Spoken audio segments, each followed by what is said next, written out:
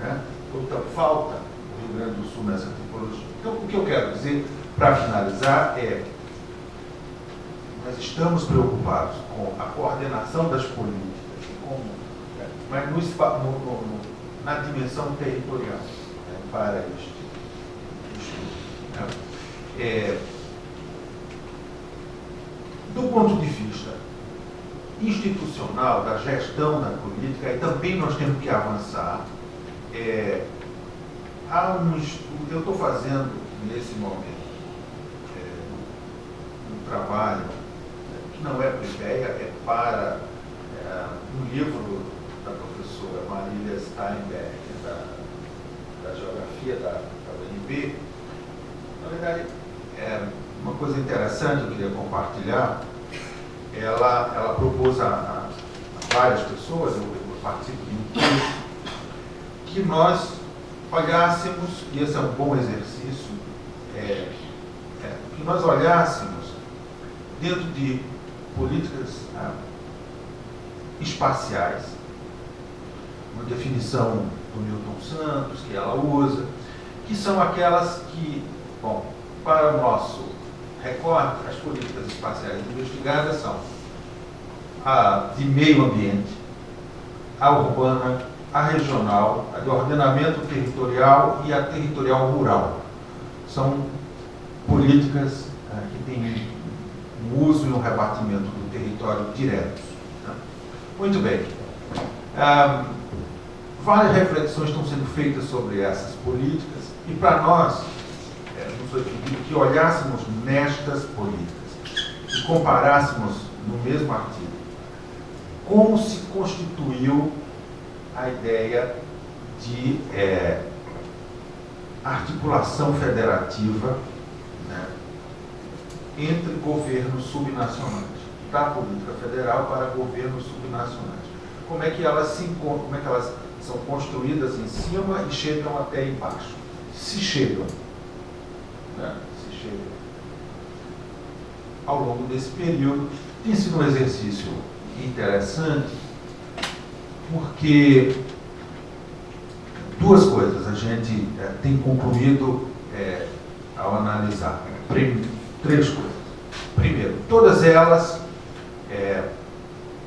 nos seus documentos de criação, elas afirmam, desde a sua gênese, que a articulação federativa, que coordenação e cooperação federativa são elementos que elas devem construir para se efetivar. Tá certo? Então, isso é uma coisa nova do período recente.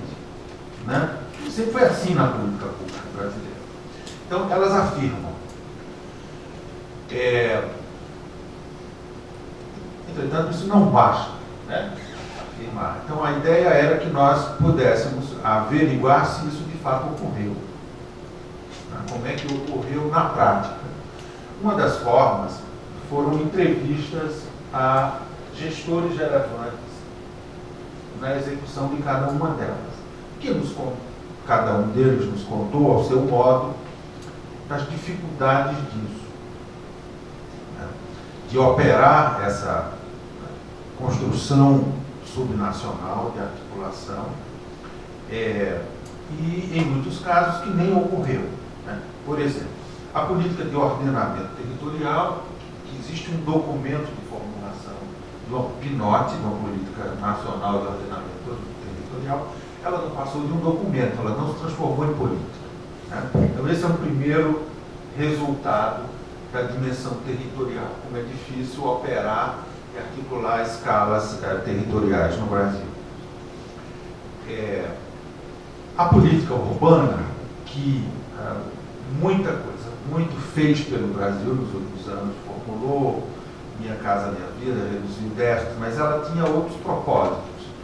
Mobilidade urbana, saneamento, ela de fato não conseguiu operar isso. Tá? E estar no campo da reflexão, portanto, das dificuldades institucionais, aquilo que em cada momento os governos intencionam, mas a realidade não deixa fazer, né?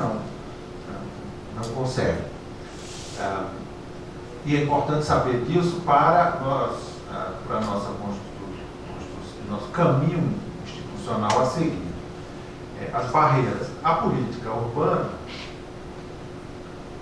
fortemente foi capturada pelo empresariado, né, para as construções urbanas, para o Minha Casa Minha Vida. Então, assim, aquilo que é de mais êxito na política urbana, que obscureceu tudo mais proposto por ela, foi isso, foi aquilo que foi capturado pelo empresariado, pelos capitais imobiliários, né?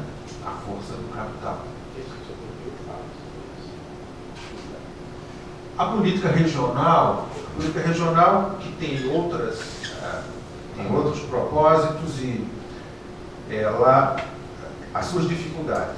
Os seus instrumentos são criados antes da PNDE, né? Os instrumentos da política regional são os bancos regionais e os que manuseiam os fundos constitucionais. E as superintendências regionais.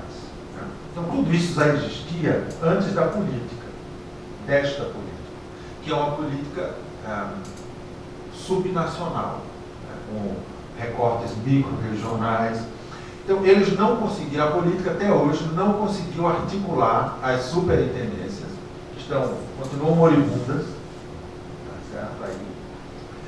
E não consegue articular adequadamente os bancos regionais. Né? Os bancos regionais são objeto de desejo de governadores, senadores e certas elites. E a política, o ministério, é de outra. Isso não se casa. Certo? Então esse é um grande dilema que nós enfrentamos, né? E que permanece. Tá certo? Faz parte daquilo que nós não avançamos. Né? Nós temos uma captura muito forte das elites tradicionais, de elites interessadas nos bancos, nas superintendências e no ministério. E nem sempre elas trabalham em uníssono, elas não são o mesmo grupo, são grupos diferentes. Cada um fica com a sua instituição e aqui eu mando. Né? Então a política regional brasileira é um pouco isso, tá certo? Bom, as outras seguiram algo parecido, de modo que a cara com que termina o período 2015, ali, né, essa avaliação, a cara que as políticas e as instituições têm, ou a força, é aquela em que elas aparecem tal como havia no início. Quem estava mais consolidado, quem tinha um sistema de governança relativamente mais consolidado no início, termina com ele também relativamente consolidado e protegido, a despeito das intempéries. Quem precisou, como a política regional, como a política urbana, se fortalecer ao longo do caminho, foi sofrendo mais e mais pressões políticas. Né? Então, os resultados são, é preciso começar logo a construção institucional, né? Porque vai ser um embate político, um embate público a ser conquistado. Né? Então, esse é um pouco o balanço que nós fazemos. Então, é isso. O livro não pretendeu fechar questões, mas abrir, né? Para que nós possamos iluminar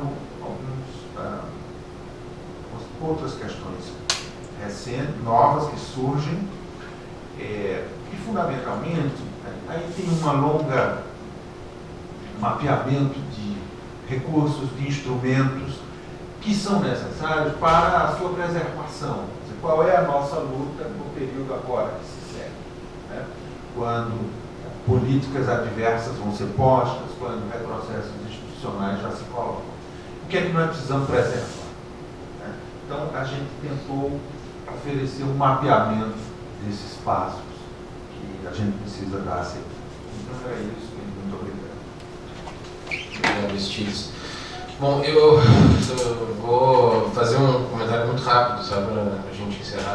agradecer a presença de todos que resistiram à fome. Vai ter livro, né? Vai, a gente tem uns exemplares aí para doar, vocês que quiserem estão aí à disposição. Mas rapidamente só queria fazer um comentário, professor, que em relação ao prefácio do professor Wilson Cano, bom, o professor Wilson Cano é o tipo da pessoa que pessoas como eu não respondem. Então, assim, eu já cometi o erro uma vez na minha vida de responder a professora Maria da Conceição Tavares pessoalmente e não me dei conta que esse tipo de pessoa a gente não responde. Me arrependi amargamente. Então, assim, acho que ele faz ali uma reflexão rápida. Eu me dou por satisfeito por ser, além do capítulo de introdução e do capítulo de conclusão, eu sou o único autor que ele refere nominalmente. Então eu acho que isso já é suficientemente bom, né? Ele faz um comentário sobre uma parcela da discussão. Efetivamente eu não exploro muito porque eu incorporo de uma reflexão que é prévia. Na minha tese eu exploro um pouco mais essa reflexão prévia para justificar mais, ali ela está mais rápida mesmo, ele tem razão. Mas acho que ele faz uma coisa que é uma coisa que me preocupa um pouco, que ele termina o comentário fazendo uma certa, parece uma defesa da Constituição. É uma defesa da Constituição de 88. E eu não estou atacando a Constituição de 88, eu estou apenas diagnosticando que a efetiva capacidade de operação do Estado subnacional é extremamente restrita. Mesmo que haja uma descentralização dos recursos fiscais, eles são centralizados e descentralizados, e são pautados, e são rubricados, e são engessados na Constituição e na legislação posterior, né? Inclusive com processos como a renegociação de dívida, como a lei de responsabilidade fiscal, como a lei Candir, né? E é um pouco disso que eu aponto. Isso não significa dizer também, no caso da LRE, ou da renegociação de dívida, que foi ruim, ou que não devia ser feito, ou que eu pudesse imaginar um cenário sem, né? Não sei. Acho que tem também uma economia política daquele momento, né, e do contexto em que aquilo ocorreu, e eu sou da categoria dos economistas que não pensa, não consegue montar universos paralelos, né? Imagina se contrafactuais, exercícios contrafactuais não pertencem muito ao meu rol de reflexões.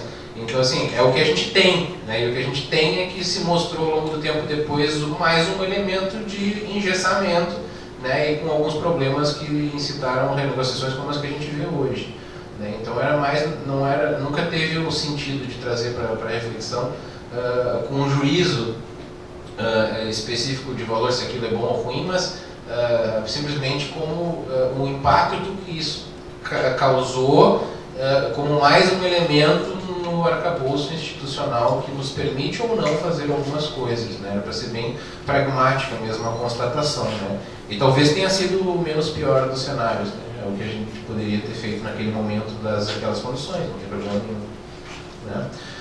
Bom, outras questões de natureza técnica a gente pode conversar em outro momento. Acho que são todas excelentes contribuições e eu queria que a minha discussão tivesse muito mais esse propósito de abrir perguntas, questões novas, resgatar questões antigas, nossas, próprias desse Estado e dessa fundação e desse espaço de reflexão, únicas daqui da FER, e ao mesmo tempo abrir novas questões frente aos desafios que a gente vê hoje. Eu acho que eu estou muito satisfeito com o resultado e com a troca que tem sido feita nesse processo. Então, muito obrigado, pessoal. Boa tarde a todos. Professor Aristides.